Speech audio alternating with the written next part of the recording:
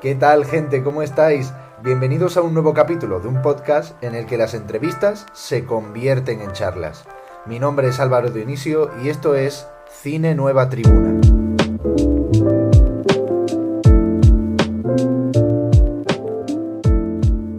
Bueno, hoy charlamos con Kiko Veneno, una leyenda del arranque por quejío, ¿no? En la música, maestro insignia de la música de nuestro país. Un puesto que se ha ganado a pulso con sudor y con callo en las manos de tanto tocar las palmas y que siempre está dispuesto a, como dice su álbum, a echarse un cantecillo, ¿no? ¿Qué tal, Kiko? ¿Cómo estás? Pues muy bien, muy bien. Buenos días. Aquí va todo bien y seguimos para adelante. Un sitio bonito, además. Estamos en un Muy sitio... bonito, sí. eh, bueno, mira, vamos a empezar con la primera pregunta. Un placer tenerte aquí, no sé si te lo había dicho.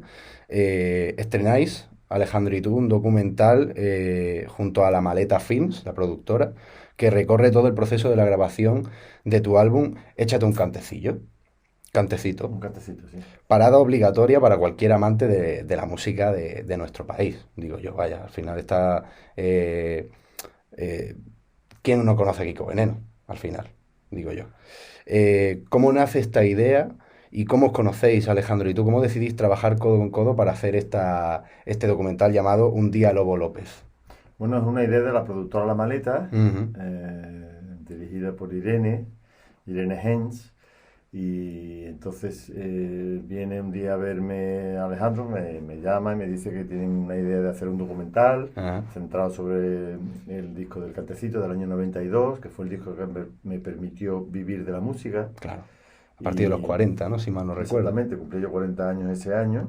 Ujú, Y entonces, bueno, pues estuvimos ahí negociando a ver qué me puso los trabajos que habían hecho yo antes y ujú, sobre todo me puso el documental de Nuevo Día, un documental basado ujú, en el año 75, en, a través de una canción y de ese año ujú, se ve ahí el resurgir de la música andaluza a través de Lole Manuel, del grupo Triana y del ujú, grupo Goma.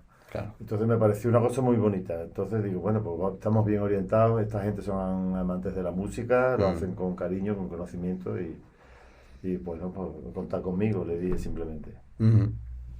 El documental se llama Un día Lobo López, haciendo referencia, bueno, es la primera frase que suena en todo el álbum de Échate un cantecito, haciendo referencia al primer tema, que se llama Lobo López. Ahora te pregunto, ¿por qué elegisteis Lobo López y no el título del documental no referenció tal vez a otros temas como Superhéroes de Barrio o Echo de Menos, por ejemplo, también? ¿Por qué Lobo López? Bueno, a mí me pidieron mi opinión también, yo les propuse varios nombres que van Ujú, en la línea de contar que esta era la última propuesta que yo quería hacer en la música, que estaba un poco quemado, bastante ok, quemado, ajá, y que yo le dije a Santiago Serón que iba a hacer ya mi último disco y que si no tenía éxito me quitaba de la música ya, que ujú, esto era muy duro para mí, no ser aceptado en la industria musical, ujú, digamos. Entonces yo les propuse el último intento, con nombres así. Al final ellos decidieron este nombre, porque les parecía ujú. más adecuado y ya está, me pareció muy bien también a mí. Claro, a mí me ha contado, justo ahora he entrevistado a Alejandro y me ha contado que al final el hombre, al principio había dudas con él, pero al final el tema de Lobo López se utiliza como una narrativa dentro del documental, que cuando tú te vistes de Lobo López es cuando empieza a ganarte la vida de músico con lo que de verdad querías hacer. Mm. Así que al final cobra un sentido y todo el título.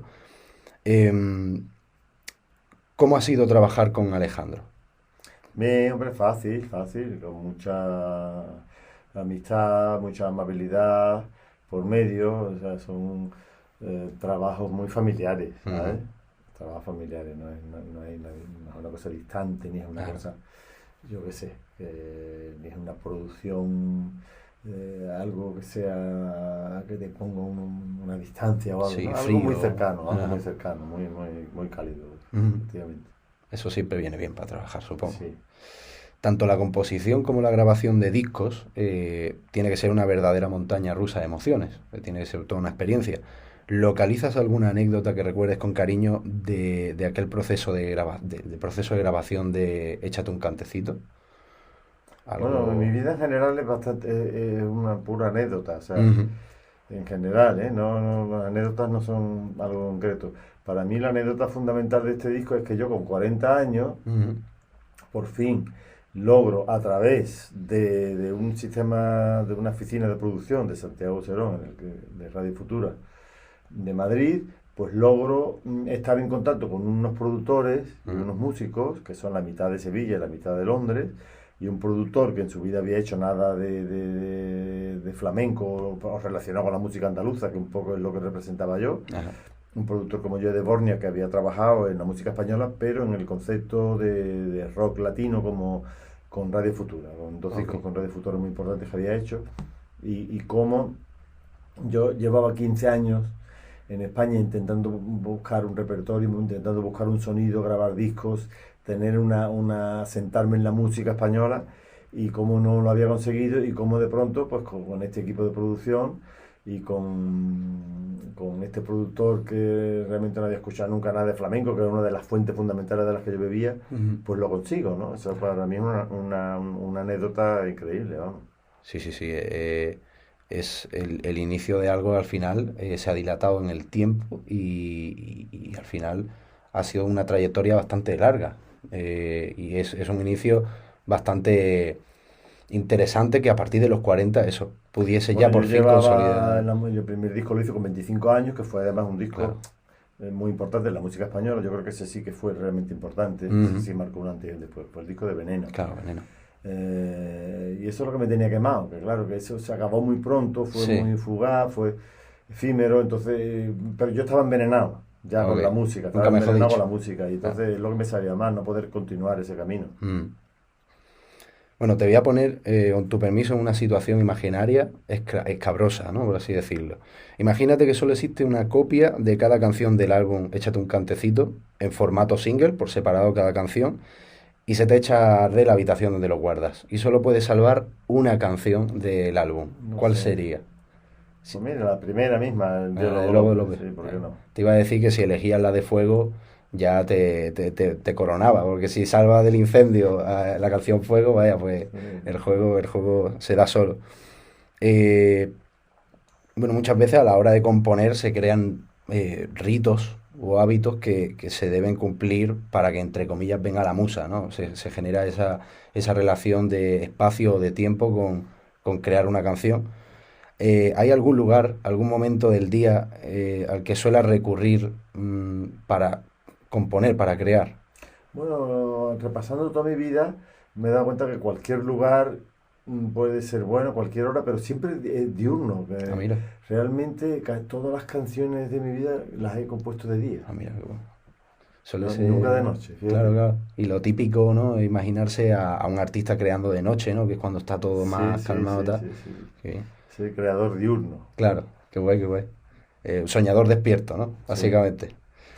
Em, bueno, terminamos la charla así con una contradicción. Terminamos con el origen. A mí quería terminar con el principio. Si pudiese, ¿qué le dirías a tu yo que está empezando a crear, que está empezando a aprender, que está empezando en sus inicios? ¿Qué le dirías y qué crees que te contestaría de vuelta? Bueno, hombre, le diría, conforme mayor eres, más te vas dando cuenta de la realidad y sobre todo de tus defectos, Ujú, de tus virtudes y tus defectos, ¿no? Entonces, pues le diría que frenara un poquito mis defectos, que fuera más participativo, un poco menos egoísta, un poco menos irascible, ujú, un poco más listo, entre comillas, no ujú, listillo, pero listo sí, que me centrara más en algunos temas importantes, no sé. Y seguramente, bueno, y realmente es una cosa que he hecho de menos, porque yo siempre he sido muy particular, he tenido una personalidad creativa muy diferente, ¿sabes? He tenido siempre muy peculiar. Entonces tampoco en mi entorno se atrevían a decirme, ni siquiera mis managers, me decían cosas que yo creo que me tenían que haber dicho, ¿sabes? Ok. Como estas que yo he dicho. Kiko, céntrate más por aquí, estás desparramando por aquí, cuenta con músicos más serios por aquí o más eficaces por allí, ¿sabes?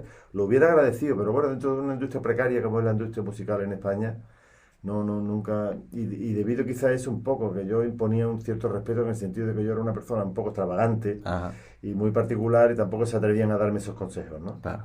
Sí, sí, eso pasa muchísimo, que al final gente que está proponiendo algo nuevo, ¿no? Un nuevo punto de vista de la música, del cine, eh, pues suele haber ciertas barreras, pero al final, bueno, Kiko Veneno es Kiko Veneno y cada uno tiene que ser como es. Y sí, sí, esos consejos serían geniales y yo creo que nos los daríamos todos cuando ya seamos cuando toque el momento. También te quería preguntar sobre las influencias, me interesa un montón porque al final proponen mucha mezcla entre varios géneros, muchas veces.